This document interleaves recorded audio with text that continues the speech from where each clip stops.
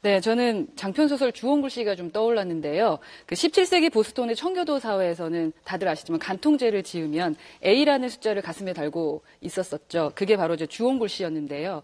이 주홍글씨의 제도는 정말 많은 사람들 앞에서 자신이 형벌을 받기까지 했기 때문에 주홍글씨 자체가 사실은 그 수치의 상징이었습니다. 이제 이 소설은 표준과 그 의미가 영원히 고정되는 사회의 실패를 증명하기도 했는데요. 현대판 그 주홍글씨라고도 할 수 있는 이 전자발찌 제도가 사실은 그 의도와는 조금 다르게 현재 좀 문제점이 많이 보이고 있는 게 조금 아쉽고 이 또한 관료주의적인 제도가 아닐까 하는 좀 의구심이 들기도 합니다. 그래서 좀 더 좀 제대로 된 조사와 분석을 통해서 현실적인 정상화를 위한 어떤 범죄자의 개조 그리고 상습범에 대한 강력한 어떤 형벌의 과정이 필요하지 않을까 하는 생각이 듭니다. 네. 엄마로서, 딸아이를 가진 엄마로서는 상당히 이해할 수가 없는 부분이죠. 네네네. 그러니까 미디어를 통해서 저희는 공부를 하게 되는데 그 솜방망이 처벌을 한다. 그럼 이 사람들이 또 어떤 일을 우리 딸아이에게 아니 우리 주변 사람에게 하게 될지도 모른다라는 생각을 좀 하게 되는 것 같아요. 그래서 이제 제가 자료를 좀 찾아보니까 네. 미국에서는 그 한 사람을 그 2005년도에 웨버라는 사람을 25년의 징역형을 했어요. 근데 그 사람이 했던 죄가 뭐냐면 케냐에 가서 아동의 성을 구매해서 이제 뭔가 포르노를 만들어 갖고 온 거죠. 네네. 그걸 들고 와서 그 알게 된 거예요. 그 공항에서. 네. 공항에서 걸리고 났는데 그걸 케냐 당국과 협조해서 그 체포를 하고 나서 줬던 벌이 25년 징역형이죠. 그러니까 어떠한 실제적인 것이 보이지 않음에도 불구하고 아이에게 성폭행이라던가 그러한 부분이 아님에도 불구하고 이런 징역을 줬다라는 것을 보면은 사실은 그 잘랐다는 그 자체는 언제든지 내가 또 다른 재범을 할 수도 있다라는 것이기 때문에 좀 더 강력한 형벌이 돼야 되지 않을까. 그래서 또 보니까 예멘이라는 나라는 공개 처형도 하고요. 네. 싱가포르는 태형을 하더라고, 태형.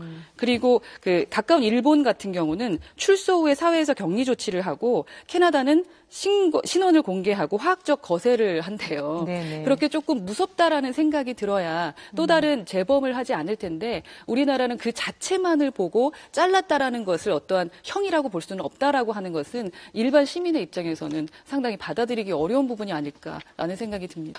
제가 딸아이를 가져서 그런지 네네. 정말 많이 고민이 되니까 자료들을 좀 많이 찾아보게 네네. 됐는데요.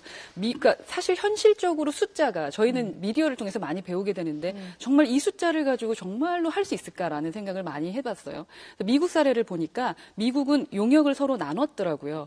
기본적으로 관찰하고 뭔가 조사하고 감시하는 느낌은 민간업체에게 주고 그 다음에 이제 기본적으로 정말 같이 뭔가 보호 대상이라는 생각을 주기 위한 것을 관찰자가 하게 되는 부분이 있는데 우리나라는 감시하시는 분들과 또 관찰하시는 분들과 그리고 아까 말씀하셨던 애착 관계를 가져야 되는 어떤 교육을 해야 되는 사람들이 모두 다 동일해요. 그러니 정말 이들께서 그 많은 24시간 일하시는 것도 아니라는 얘기를 들었습니다. 할 수도 없고요. 그래서 인원이 모자라기 때문에 확실히 그 불안함에 떨고 있는 것은 사실인 것 같습니다. 그 철학자 제레미 벤덤이 설계했던 고안했던 판오티콘이라는 그 원형 감옥의 생각이 좀 났는데요. 그 원형 감옥 자체 구조 자체를 수감자가 내가 어디서든 감시를 당하고 있다.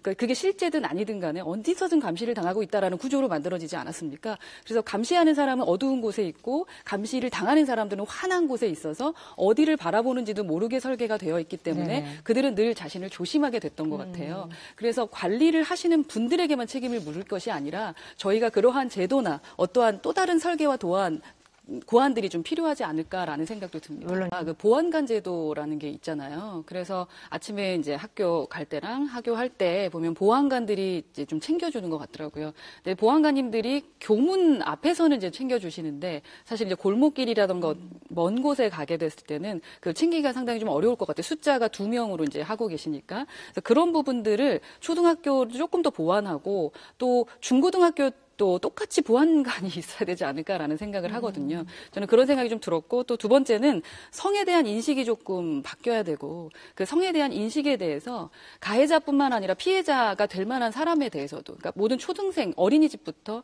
좀 인식 교육이 좀 필요하다고 저는 생각을 할 때는 사실은 그 부실한 안전망 그리고 또 어떠한 성에 대한 인식에서 그 법 집행관 분들도 이러한 교육을 좀 받으셔야 되지 않을까 싶거든요. 그러니까 판사님들께서 어떤 생각을 갖고 계신지는 모르지만 현실에 들어와서 현장에서 어떠한 소리가 들리고 현장에서 그 피해자들의 입장을 정말 생각해 주셔야 될 것 같아요. 네. 그러한 부분의 교육들이 함께 이루어져야 될 것 같습니다. 지금 자른다는 거죠. 뛰는 놈 위에 나는 놈 있다고 저는 생각이 드는데요.